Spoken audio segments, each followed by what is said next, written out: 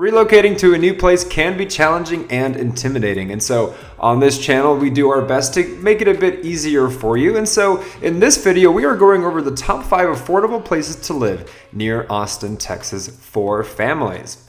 Stay tuned.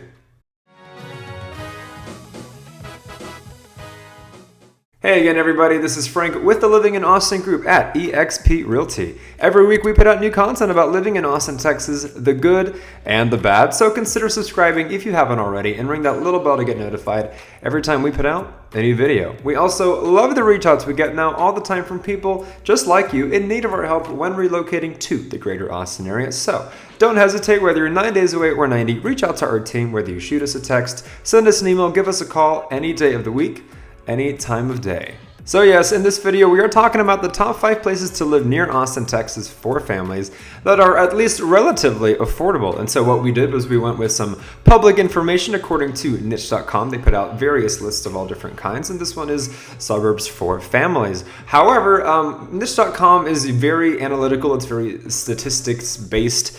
And so a lot of the places on the lists that are best for families, weighing the schools, weighing the population, weighing the safety and all that stuff, a lot of them would be like the Westlake Hills, which a median home price of $2.5 million. Another one might be Rollingwood, Texas, with another median home price of $2.2 million.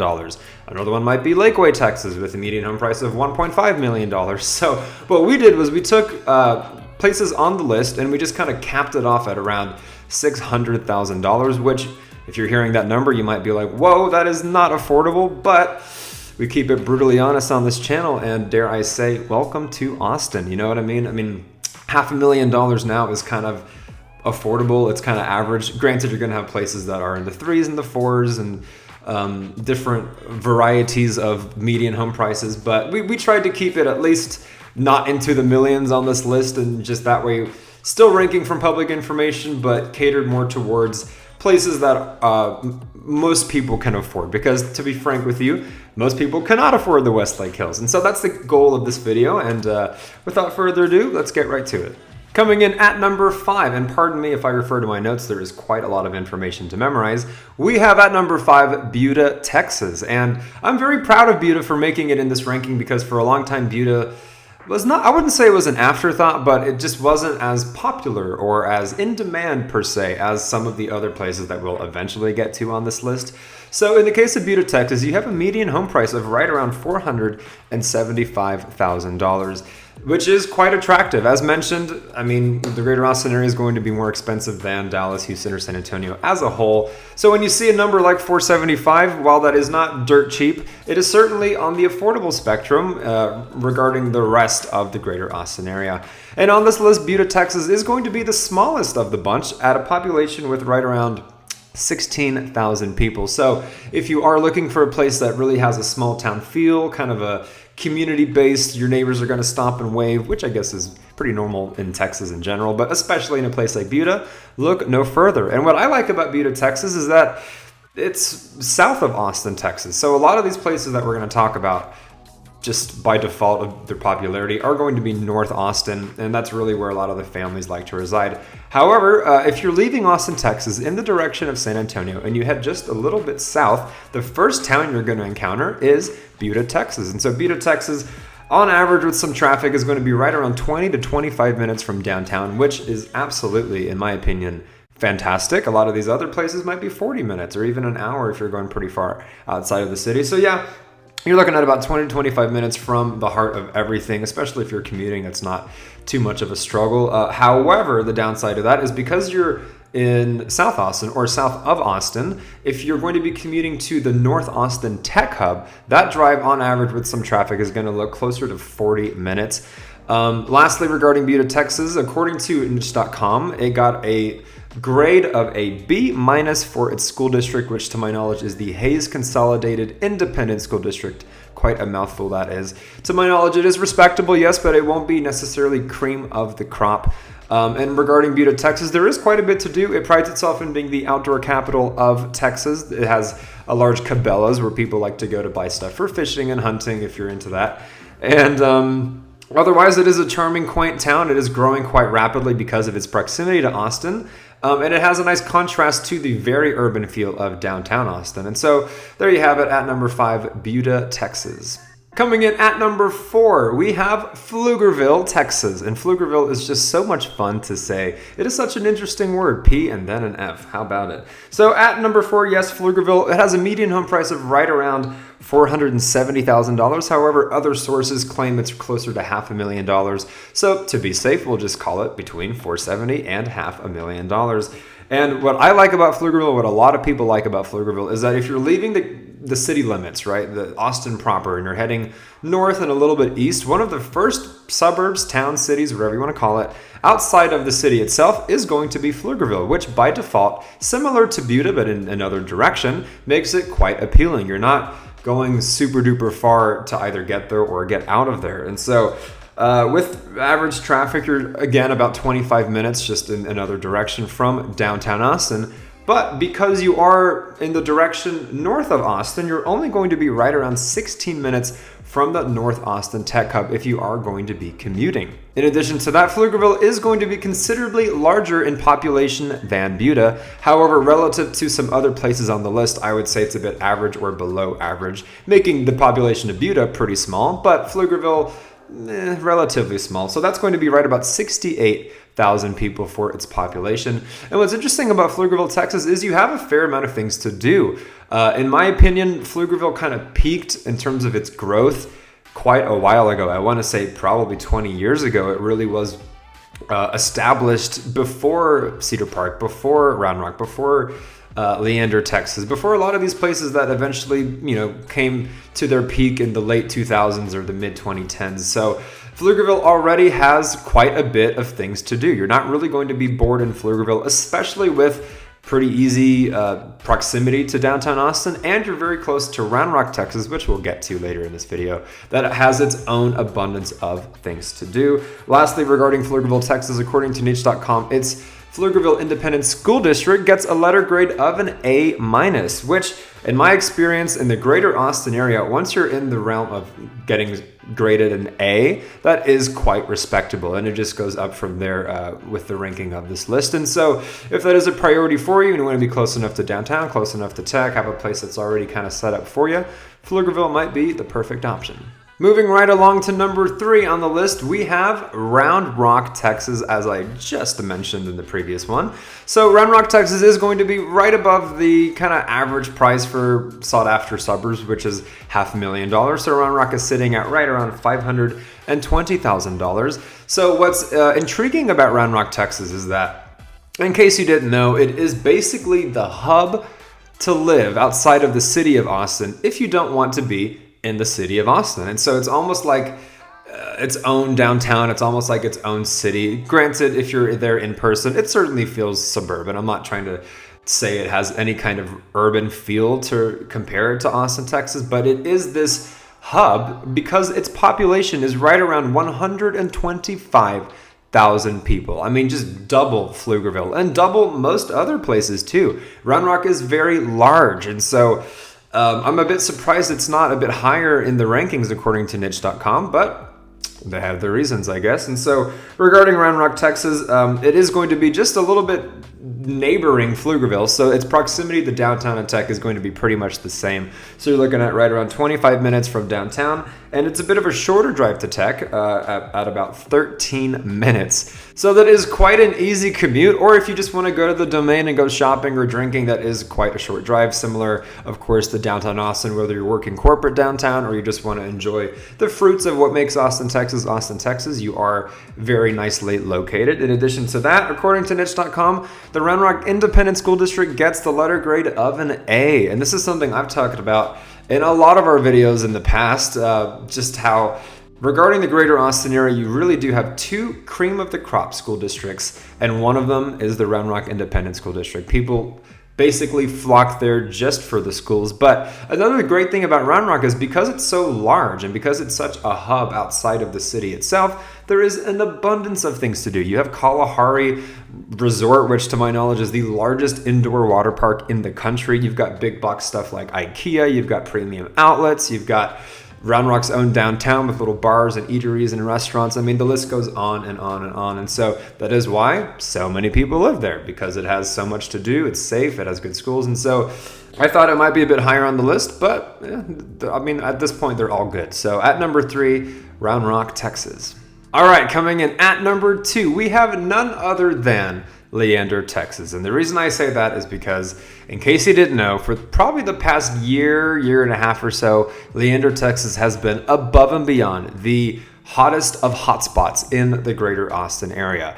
For the longest time, again, I've lived in the greater Austin area pretty much all my life. For the longest time, Leander was just some relatively country, small town, a bit north of Cedar Park, certainly north of downtown Austin, that really was all about grocery stores and good schools and safe and quiet. And that's the story of Leander. But at some point, it just started popping off. And I suspect it's because of the plans that Leander has. And so, for example, they're building this massive lagoon called Leander Springs, which is going to have swimming and restaurants and shopping. It's going to be a huge project.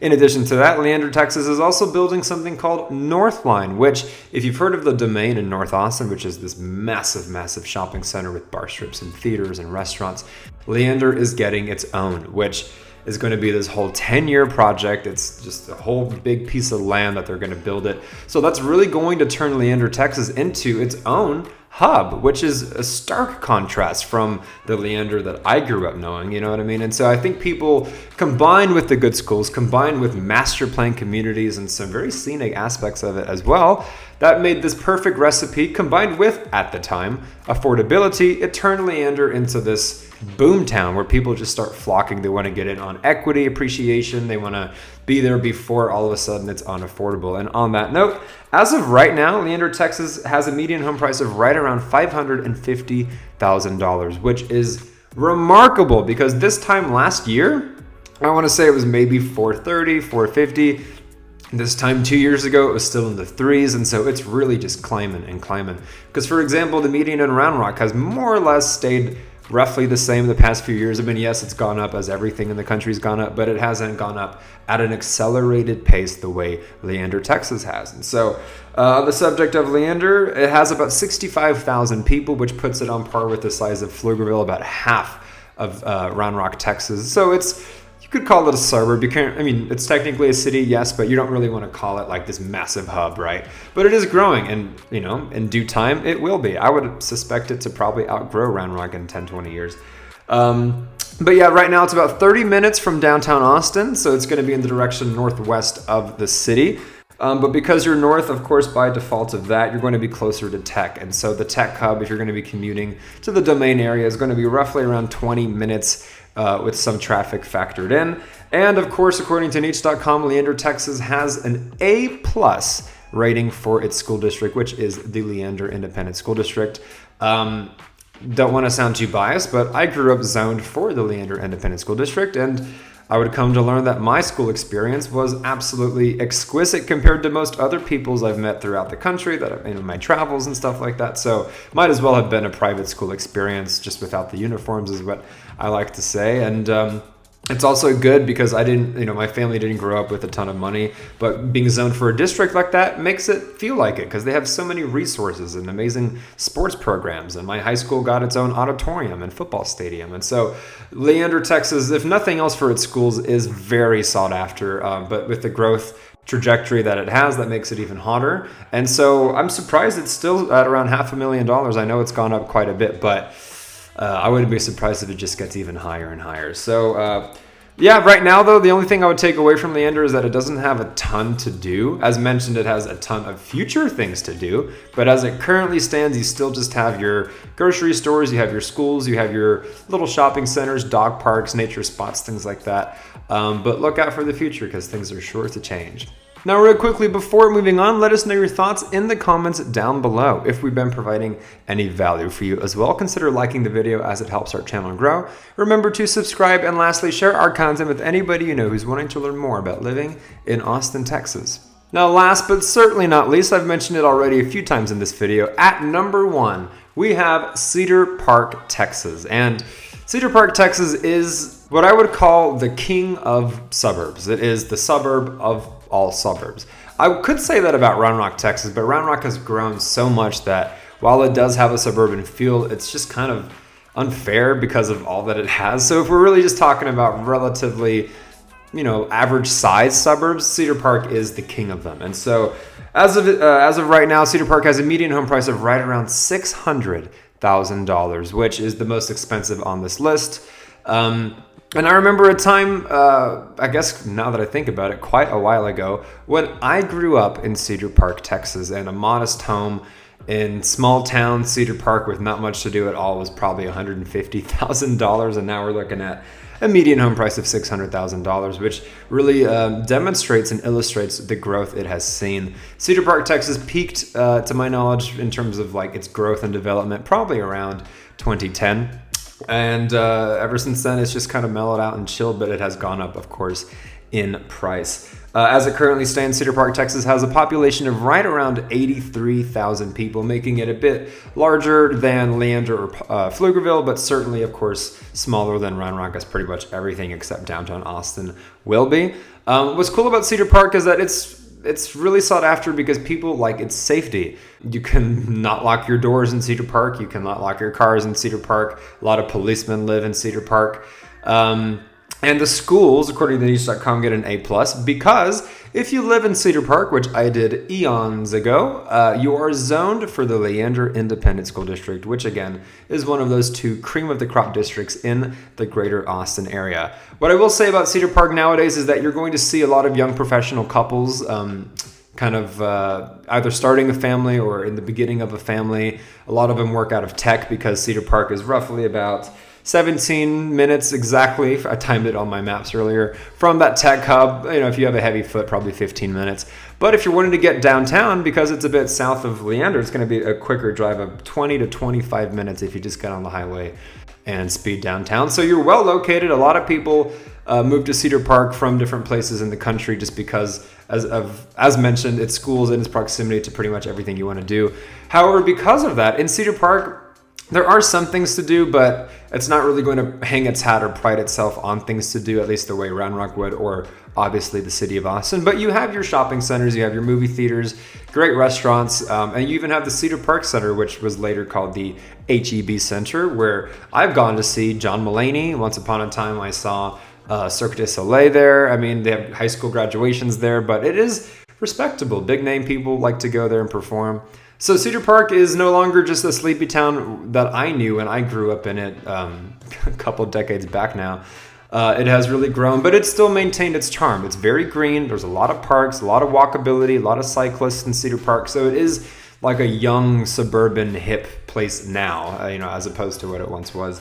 And so it's easy to understand why it would be at the top of this list, with great safety, with great schools, with it being very quiet, with the houses being nice, with plenty of neighborhoods, and all of that good stuff that makes a perfect suburb for families a perfect suburb for families.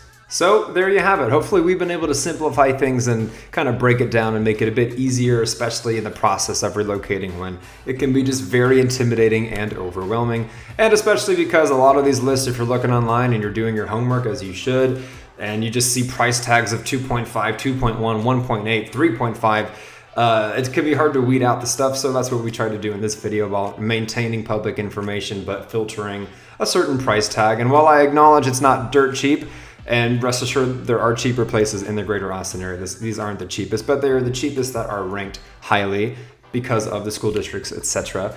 So yeah, hopefully we've done a good enough job of helping you arrive at your own conclusion as to whether or not any of these places might be right for you. And if they are, again, that is what we are here for, helping people just like you relocate to the greater Austin area, finding that perfect spot, and of course getting those offers accepted. But again, the only way we can do that is by you reaching out to us. So don't hesitate, whether you're 9 days away or 90, reach out to our team.